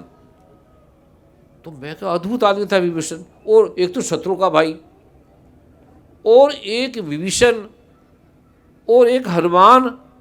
अभी घटना कुछ नहीं घटी, आया है वो। तो मैं कहा अद्भुत है। फिर शिवजी भगवान कह रहे हैं पार्वती को, हे पार्वती ये बड़ा अद्भुत पाठ है। हनुमान चालीसा तो अब का है, गोस्वामी तुलसीदास भगवान ने लिखा, लेकिन ये तो राम ने खुद लिखा है, सीता माँ ने खुद लिखा है। और भगवान शिव देवताओं को देव, हर हर महादेव, देवों के देव, वो कह रहे हैं पार्वती माँ को, इससे श्रेष्ठ कुछ नहीं है। तो मैं इसको बार बार उसका जो भूमिका उसको देखता बार बार। फिर मैंने इसे किया तो मैं तो अद्भुत है। दुनिया में संसार में ये ऐसा पाठ है जिससे करोड़ों लोग ठीक हो गए। इस समय दुनिया में और कोई भी पाठ नहीं जिससे लोग ठीक हुए, कोई भी, ना मंदिरों में, ना मस्जिदों में, ना गुरुद्वारे में, केवल लड़े हैं, झगड़े हैं। इसी पाठ ने कोरोना ठीक कर दिया और आगे भी ये करेगा। और जो सच में संगत में बैठते उनको कोरोना होता ही नहीं, सच में अरुण जी ठीक कह रहे हैं। लेकिन इसका मतलब नहीं कि आप सरकार की बात ना मानो, बात ना लगाओ, और ज़्यादा आप सरकार की बात को मानो, सरकार का और स्नेह करो, सरकार का और साथ निभाओ, क्योंकि सबके लिए कल्याणकारी है, आपके लिए भी कल्याणकारी है, हमारे लिए भी कल्याणकारी है। इसके अलावा और भगवान आप कहते हैं कुछ चलेगा ही नहीं, और पाठ वो दे रहे हैं जो आदिकाल से वेदों में शास्त्रों में प्रमाणित है, और जो करोड़ों लोग इसके प्रमाणित है कि ये अकेला ही है, इसके अलावा और कोई नहीं है। गुरुदेव और गुरु माँ के चरणों में मेरा प्रणाम। आज गुरुदेव का इतना अच्छा हमने प्रवचन सुना, फिर अरुण ने इतना कुछ कहा कि मुझे नहीं लगता कि मुझे बोलने के लिए कुछ बचा है। हाँ, लेकिन एक बात ज़रूर है कि इस नए साल में हम लोग जो प्रवेश करने वाले हैं उसमें एक सबसे दुख की बात यह है कि ये शायद मैं बगैर कहे रह नहीं पा रही हूँ कि उस आगे के हमारे सफ़र में मनदीप जी हमारे साथ नहीं हैं। और मैंने मनदीप जी का नाम इसलिए लिया क्योंकि एक तो वो मेरे बेटे जैसे, मेरा बेटा और मनदीप जी की उम्र बिल्कुल एक सी है, और मेरा और मनदीप का बहुत अजीब रिश्ता था। मैंने वो शायद कहीं दिल में मुझे अपनी दोस्त मानते थे, और हमारी दोस्ती ऐसे शुरू हुई थी कि हम दोनों अक्सर एक से कलर के कपड़े पहन के आते थे। ये काफ़ी बार हुआ। तो हम लोग सेम पिंच करते थे एक दूसरे को, काफ़ी साल पहले की बात है। एक दूसरे को हम सेम पिंच करते थे, बच्चों जैसा, यू नो। उसके बाद मनदीप मेरे से कहते थे कि आंटी आप जब आती है, मुझे भी बड़ा मज़ा आता था तैयार होने में, तो मनदीप मेरे से हमेशा कहते थे आंटी आप जब आती है ना, मैं आपकी ड्रेस देखता हूँ कि आज आप क्या पहन के आएंगी। आज जब मैं आ रही थी तो मेरी सच में समझ में नहीं आया कि मैं क्या पहनूं, क्योंकि आज मनदीप जी नहीं होंगे देखने के लिए। और जब जब मैं हरीश को देखती हूँ ऐसा लगता है मनदीप जी उनके पास आसपास ही कहीं होंगे, और यहाँ बैठे बैठे मुझे बराबर लगता रहा कि वो हमारे बीच में हैं। जब अस्पताल में मिलने गई थी तो कस के मेरा हाथ पकड़ लिया था। इसलिए मैं ज़्यादा कुछ बोलना नहीं चाहती, बस नया साल आप लोगों को सबको बहुत बहुत मुबारक। धन्यवाद। मैं जितना परिवार का हूँ, लोक का हूँ, उतना मैं पूरे विश्व का हूँ। ये मैं बोध निकालना चाहता हूँ कि मैं केवल सब लोग परिवार के लिए जीते, केवल परिवार के लिए जिए, केवल पत्नी के लिए। ऐसी पत्नी नहीं मिलेगी, ऐसी बहन नहीं मिलेगी, ऐसे बेटा नहीं मिलेगा, है ही नहीं। और मुझे एक तो ये सत्य लगता नहीं है, ऐसा है कि मनदीप मुझसे कभी अलग नहीं हुआ, मेरे अंदर ही है, मेरे पास ही है, चलता ही है, मुझे चलाता है। मैं इसको कभी बोलता ही नहीं मनदीप था। मनदीप के लिए मैं था शब्द बोलता ही नहीं। कोई कुछ कहता है तो रुदन, मुझे रुझन नहीं आता, मेरे अंदर तो है, आता है, लेकिन क्योंकि मेरे प्रत्यक्ष खड़ा है मेरे सामने, जैसे माँ रोती है नहीं है, पर मुझे वो लगा ही नहीं, दुर्गा माँ की कसम मेरे से अलग है, विलग है, मुझे लगा ही नहीं, ऐसे नहीं लगा। उस सच में मुझे ऐसा लगता है कि मैं इस पूरे ब्रह्मांड का ही हूँ। मैं अपना नहीं हूँ, मेरा अपने में कोई मेरा वजूद ही नहीं है मेरा। मैं आया इस संसार के लिए हूँ। मैं सिर्फ परमात्मा से पाठ ही मांगा था। मुझे नहीं पता था कि ये इतना बड़ा छोटा सा पेड़ है, ये वटवृक्ष की तरह फैल जाएगा और पूरे विश्व में इसकी महिमा, इसकी वंदना। और राष्ट्रपति जैसे भी एक महान विद्वान, महान नेता, उसकी आंखों में जल आ गया था। कितना मनदीप को ही हो गया, आश्चर्यजनक रूप से कैसे हो गया, क्यों हो गया। और बड़े बड़े मंत्रियों के फ़ोन आए, बड़े बड़े जजों के, न्यायाधीशों के, अमेरिका के सीनेटरों ने, संसदों ने, जिसकी कल्पना भी नहीं की जा सकती, जिनके अंदर कहते हैं हमारे अंदर भाव कभी आते ही नहीं था ऐसा। हाँसी के एसडीएम साहब परमादरणीय श्री अलावत जी, परमादरणीय गुरुदेव जी और गुरु माँ जी के चरणों में कोटि कोटि नमन। गुरुदेव आपके और अरुण जी के बोलने के बाद लगता नहीं कि हमारे कुछ बोलने की ज़रूरत है, आवश्यकता है। मैं इतना ही कहूँगा कि जो भी आपके द्वारा या अरुण जी के द्वारा हमारी ड्यूटियाँ लगाई जाएंगी, हम उसको ज़रूर निभाएंगे। इन्हीं शब्दों के साथ मैं प्रस्थान ग्रहण करना चाहूँगा। धन्यवाद। परम पूज्य गुरुदेव, आपके चरणों में नमन। गुरु महाराज जी के चरणों में नमन। गुरुदेव, इस धाम से और आपसे जुड़े हुए करीब 17 साल हो गए। गुरुदेव, ऐसे तो हमने बनारस यूनिवर्सिटी में टॉप किए थे, पढ़ाई में भी बहुत अच्छा था। बिट्स पिलानी से इलेक्ट्रॉनिक्स इंजीनियरिंग करके भारत सरकार के जॉब में थे, लेकिन कुछ गुरुदेव उपलब्धियाँ नहीं होती थी। हमेशा कुछ भी नाम कुछ करने की इच्छा था, समाज में कुछ करने की इच्छा था, लेकिन कुछ अपने परिवार में इतनी प्रॉब्लम आते थे कि हम कुछ कर नहीं पाते थे। गुरुदेव, जब आपसे जुड़ने का मौका मिला तो एक से एक उपलब्धियाँ आने लगी। प्राइम मिनिस्टर अवार्ड भी मिला, राष्ट्रपति का भी सम्मान मिला मुझे। गुरुदेव, समाज में कुछ करने का मौका भी मिला। तो एक तो गुरुदेव लगता है कि अभी क्या आपने जो दिए हैं कैसे उसको अर्पित किया जाए, रिटर्न उपकार में कैसे किया जाए कि आप और आगे जो आप कृपा देते हैं समाज में कैसे और फैले। हमेशा सपना रहता था गुरुदेव, ये कुछ करने की भावना थी। तो अध्यात्म से बिना शक्ति ले आप कुछ नहीं कर सकते, समाज में कुछ करने की। भारत सरकार के जॉब में भी मुझे था कि समाज में कुछ करने के लिए ऐसा मिला था। मैंने हमेशा सरकार देती थी कि आप कुछ कीजिए, परिवर्तन लाइए, कुछ कीजिए, चेंज लाइए।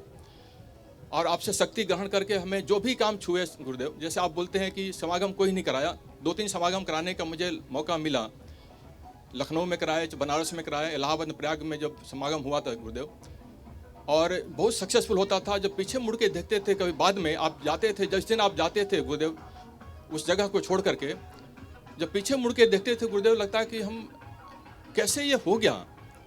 हम अगर चाहेंगे तो मेरे साथ कुछ भी, हम लगता है कि मेरी जो शक्ति है हम एक चीज़ नहीं कर सकते, लेकिन इतना बड़ा समागम, इतने लोग, इतने अच्छे अच्छे समागम हुए, इतने लोगों को फ़ायदा मिला। तो गुरुदेव आप करते हैं, लेकिन एक माध्यम बनना चाहिए गुरुदेव। भाई सी जी का ऐसे ही है, भाई सी से जुड़ने का बहुत मौका मिला गुरुदेव। बहुत दिन से हम देखे हैं आपके साथ, कभी गोला में भी गए थे गुरुदेव। हम लोग 2 रूम बुक किए थे, एक गुरुमा आपके लिए और एक भाई सी जी के, लेकिन जगह थोड़ा सा डेजर्टेड था। वो डर रहते थे कि गुरुदेव आपका मैंने जैसे सिक्योरिटी में कितना रहेगा। आपके चरणों में रात भर ऐसे सोए, जैसे लगता है हमें लगता है कि आप गुरुदेव आपको पाठ करें, और गुरु भाई सी जी का जगह कौन ले सकता है। इतना ध्यान देना आपके बारे में, संगत के बारे में, कि आपको फ्री छोड़ते थे गुरुदेव कि आप खाली तपस्या करते रहें, और जनता का माध्यम थे गुरुदेव। उनके जगह लेने का कैसे कुछ किया जाए कि आप अब गुरुमा का दर्द नहीं देखा जाता, गुरुमा का नहीं देखा जाता गुरुदेव। वो दोनों आपके शक्ति हैं। भाई से जी नहीं आपके रूप में लगता, लेकिन फिजिकल रूप में रहना चाहिए था गुरुदेव, लेकिन हम लगता है कि अनाथ हो गए, क्योंकि उनके शक्ति से ही आप फ्री थे करने के लिए। गुरुमा भी अगर इतना उत्साहित हो जाएंगी तो लगता है कि आप कौन संभालेगा और क्या किया जाए। मन में हमेशा कसक रहती है, कैसे किया जाए, आपने जो दिया था कैसे उसको वापस किया जाए। और मैंने भाई सी जी का तो अब क्या कमी, तो अब लगता है कुछ पुरानी हो, लेकिन कुछ भी अगर करने का मौका मिले गुरुदेव करने का, जैसे अरुण गोविल जी ने बोला था, सिस्टम होना चाहिए गुरुदेव, एक व्यवस्था बननी चाहिए। इतनी बड़ी धाम फैल गया, लेकिन धाम में हम भी देखते हैं जैसे बहुत ईमानदारी से कोई करता नहीं है। मुझे लगता है गुरुदेव जब भी एक सिस्टम पर जब बात आई, तो अभी आध्यात्मिक रूप से जो हम लोग मैनेजमेंट में पढ़ाते हैं गुरुदेव, जो समाज में व्यवस्था बनाते हैं, जो सरकार इतने चलती है, तो उसके लिए एक किताब है जो गुरु हैं, आध्यात्मिक जो मैनेजमेंट गुरु हैं, मैस्लो कहते हैं, मैस्लो हैं, उन्होंने गुरुदेव बोला कि आदमी क्यों काम करता है, क्यों छोड़ देता है। महात्मा गांधी जैसा एक बात, अपने पैसा कमाएगा, फिर उसके बाद अपना इज्जत कमाने की कोशिश करेगा, उनका नाम हो, इज्जत भी हो गया, पैसा भी हो गया, तो कहता है कि सब छोड़ दें। गुरुदेव हम लोग आप इस लेवल पर लेकर आ गए हैं कि पैसा भी कमाए गुरुदेव, बाल बच्चों की शादी भी हो गई, बहुत पैसा हो गया, अब क्या करेंगे, ये एज भी हो गया, अब छोड़ने का। महात्मा गांधी ने कपड़े छोड़ दिए क्योंकि इज्जत मिलता था, इज्जत भी मिल गया, तो समाज में कुछ करने का मौके पर आदमी कहता है अपने लिए मेरे क्या अब क्या है, 10-15 साल 20 साल कभी रहेंगे, उसमें समाज को क्या दे कर जाएँ, बच्चों के लिए कर दिए, और आपके सानिध्य मिला हुआ टेस्ट करने के लिए गुरुदेव लगता है कि अब कुछ न कुछ हम लोग को और आगे करना है।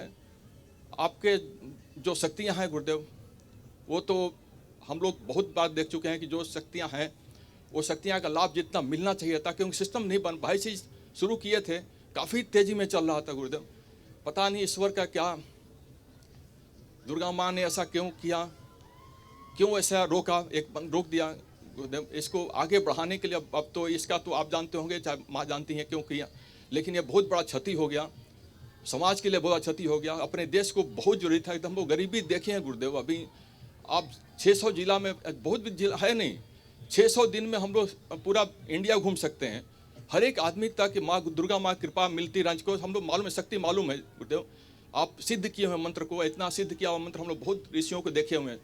इतना सिद्ध मंत्र लोगों के पास पहुंच जाए तो अपने जो भारतवर्ष में जो गरीबी पॉलिटिकल सिस्टम से नहीं इम्प्रूव होगा गुरुदेव, आध्यात्मिक सिस्टम से जो आपके है इसी चलते होगा। आपके लिए और समाज करने के लिए आपके जैसा ऋषि नहीं मिल पाएगा गुरुदेव। हम लोग के सानिध्य, हम लोग तो अपना है ही गुरुदेव, हम लोग तो बहुत दिया आपने। अब इतना लालच इसे करेंगे, आपने एक ही चीज़ आपने गलती किया गुरुदेव, बहुत आसानी से देते थे। मैनेजमेंट में सिस्टम में होता है गुरुदेव कि अगर आसानी से कोई दे देंगे, आधा घंटा 10 मिनट का पाठ किए, आज आपने इतना संपत्ति, इतना ऐश्वर्य दे दिया, इसका हम लोग वैल्यू नहीं समझ पाते हैं। जो लोग समाज में अच्छा बना है गुरुदेव, वो स्ट्रगल करके बना, पैसा कमाया है तो स्ट्रगल मेहनत किया। हम लोग बहुत मेहनत नहीं किया, इसलिए निकम्मे आपके शिष्य बन गए, निकम्मे शिष्य बन गए गुरुदेव, क्योंकि हम लोग आसानी से आपने कुछ सब कुछ दे दिया, सब कुछ। ये इतना आसानी से नहीं देना था। कुछ समर्पण करो, त्याग करो, समाज के लिए कुछ करो, लेकर आओ, तब आपको गुरुदेव देना चाहिए। तब जाके हम लोग रियलाइज करेंगे कि हम क्या वैल्यू होता है सर गुरुदेव। हम लोग आप चाहते हैं गुरुदेव कि बस आपकी शक्तियाँ बढ़ती रहे, समाज को लाभ मिले, विश्व का लाभ मिले, सबको मिले गुरुदेव। प्रणाम गुरु। जैसे भाई श्याम बिहारी सरकार के बड़े विशिष्ट पदों पे थे और अद्भुत इनके अंदर भक्ति है, भाव है, अनंत गुरुओं की शरण में गए, बड़े बड़े आयामों में, समागमों में उन्होंने योगदान किया, कितने कितने सुंदर प्रोग्राम करते थे। तो जिस तरह से इनकी भावना है, भाई श्री जी की जो स्थान है, उन्होंने जो किया अद्भुत है। और जैसे अरुण जी ने कहा कि माँ परम्बा, माँ का जो पाठ है, ये सब समस्या का समाधान करने वाला है। जो अब नहीं कर सकते वो माँ परम्बा करती है। इसी बात को माँ दुर्गा ने, भगवान शिव ने इसको पाठ से जोड़ा है, पाठ से भी मिला है, सबको पाठ से मिला है। और जैसे गुरुओं में धर्म के नाम पर किस तरह से गिर गया, इस समय भारत पतन के कगार पे चलेगा। धर्म में जो सर्वश्रेष्ठता, वो सबसे निकृष्टता पे चला गया, जिसकी महिमा गाई नहीं जा सकती। जब दुर्गा माँ कह रही है कि अग्निना दैवनस्तु शत्रु बधे गतो रोने, आग में जल रहे हो तुम, आग में, जंगल में खड़े हो शेरों में, और वहाँ आप पे युद्ध हुआ जा रहा है।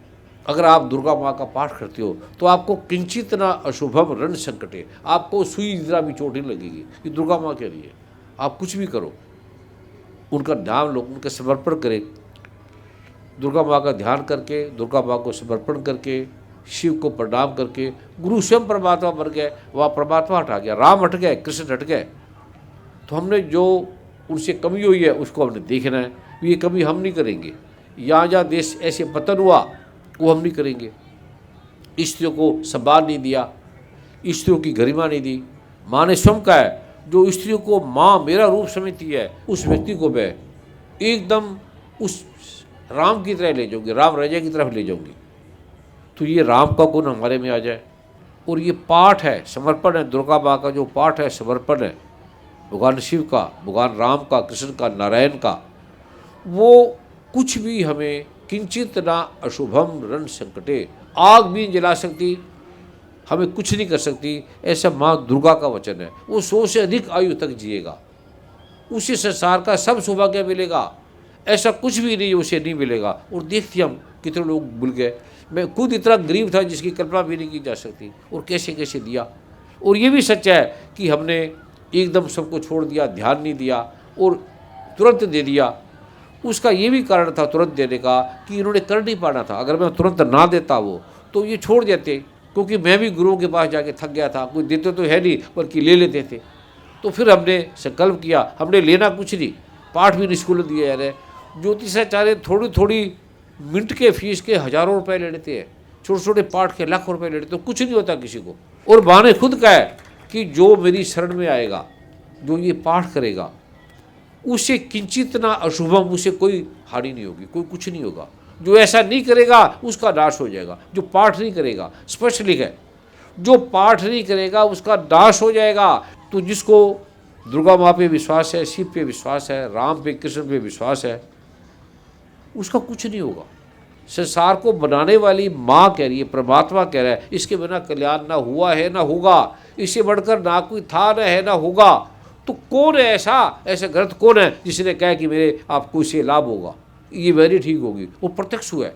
मैंने बोला था कि आत्मा परमात्मा की आपको मैंने बताना है, प्रत्यक्ष दिखाना है आत्मा परमात्मा क्यों कि है क्या, किसी गुरु को नहीं पता। एक आदमी डॉक्टर है, उसको तो मुझे डॉक्टर का ज्ञान ही नहीं है, वो क्या डॉक्टर है? एक आदमी कार का कहते मैं ड्राइवर हूँ, लाइसेंस है, पर कार का मुझे पता ही नहीं है। किसी गुरु को नहीं पता आत्मा क्या है, परमात्मा क्या है, कहाँ रहती है, क्या है, पता ही नहीं। मैं कहा आश्चर्य है। गुरुदेव जी आपके चरणों में प्रणाम। आपकी कृपा से जीवन में बहुत कुछ मिला है। आपकी कृपा से पहले 2 बेटियां थी, फिर एक बेटा भी मिला, उसको एलर्जी हुई, आपका आशीर्वाद मिला, वो भी ठीक हो गया। आपके आशीर्वाद से दोनों बेटियां मेडिकल कॉलेज में पढ़ रही हैं, बेटा भी पढ़ाई कर रहा है। अब हालांकि मैं क्लिनिक में कम भी जाता हूं, तो भी जो आपकी कृपा से माँ लक्ष्मी की कृपा बनी रहती है, धन की भी कभी कमी नहीं होती। सब बहुत बढ़िया चल रहा है आपकी कृपा से। अब ये इच्छा है कि जब इतना कुछ इस धाम से प्रभु से मिला है, तो जो भी कार्य आप यहाँ अरुण जी देंगे, उसमें मैं पूरी ईमानदारी से पूरी कोशिश करूँगा कि उसको पूरी तरह अच्छी तरह कर सकूँ। और जब हम अस्पताल में थे तो गुरु माँ जी बताती थी कि भाई श्री जी सबका बहुत ध्यान रखते थे।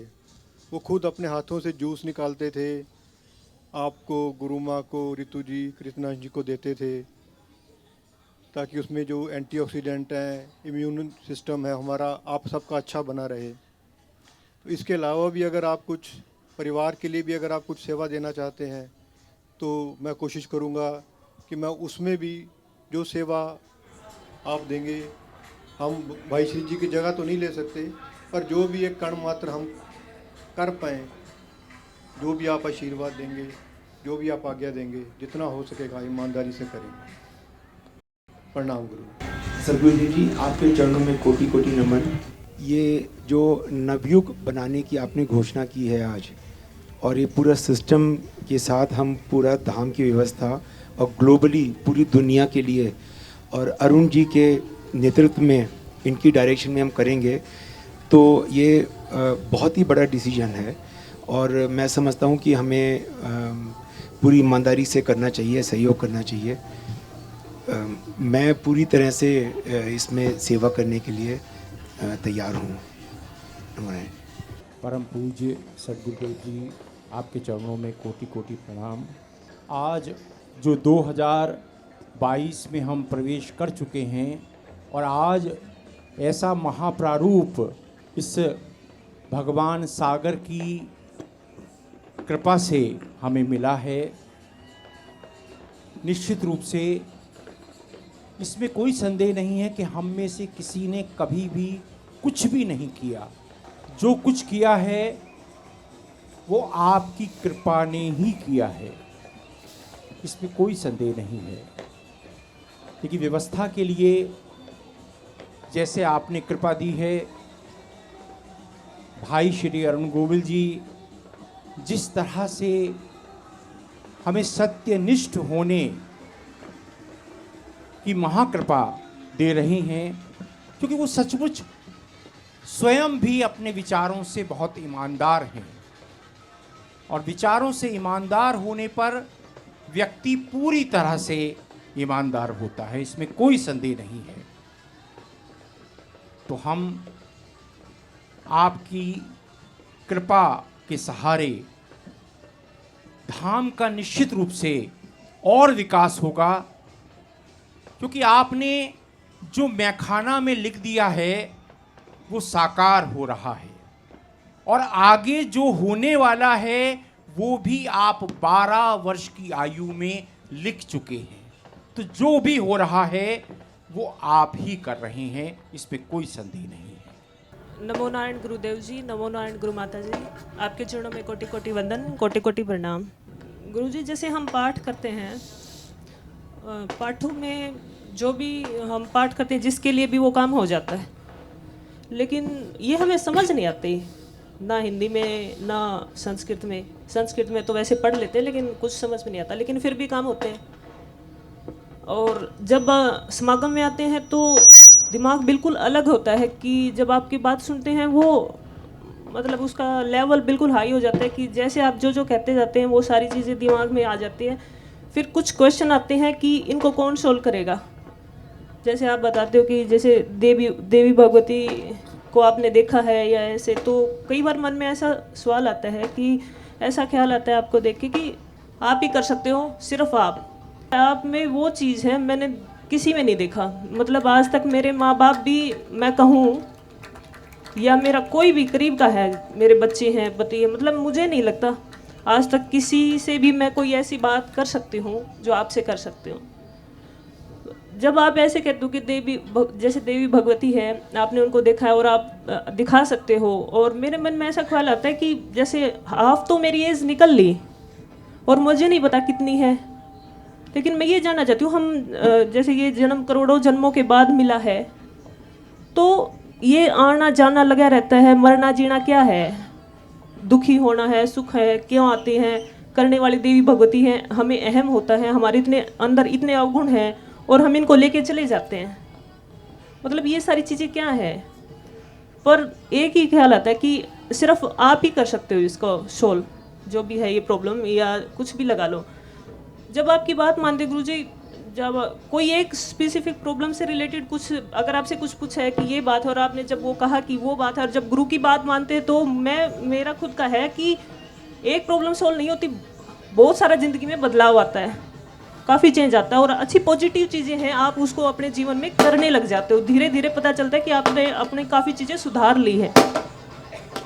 और जैसे गीता में आप बताते हो गुरुजी, भगवान श्री कृष्ण ने कहा था कि किसी तत्ववेत्ता के पास जाओ और उनको दंडवत प्रणाम करो। मुझे सच में मुझे ज़्यादा नहीं पता गुरुजी, और आपके पास आने के बाद तो वैसे ही भूल जाते हो। आसान से सब्जेक्ट भी मुझे समझ में नहीं आते, तो मैं आपसे एक छोटी सी प्रार्थना है कि आप मुझे दंडवत प्रणाम करने दें। आपसे मतलब मैं अपना सब कुछ, जैसे भगवान ने कहा था, मुझे ज़्यादा नहीं पता, लेकिन थोड़ा सा आपके चरणों में दंडवत प्रणाम करना चाहते हैं। पहले तो दंडवत प्रणाम का मतलब है उस बात को ध्यान से सुनना। दंड का मतलब लेटने का नहीं है। वो कभी युग था, कोई उस तरह से व्यक्ति थे, साधारण थे, किसान थे, भजन वाले थे, लेकिन ये जो युग है ये बड़ा प्रतिभाशाली लोगों का युग है। उसको दंडवत प्रणाम की जरूरत नहीं है। दंडवत प्रणाम का मतलब है पूरी बात को ध्यान से सुन के उसको ध्यान रखना, बस हर बात को सुनना। माँ ने एक ही बात कहा है कि जो कृष्ण पक्ष की चतुर्थी अष्टमी को संपूर्ण रूप से, ये हमारा तन मन है किसका, दुर्गा माँ का, तो हमने आज से दुर्गा माँ के समझना, गुरु का नहीं, ये ध्यान रखना।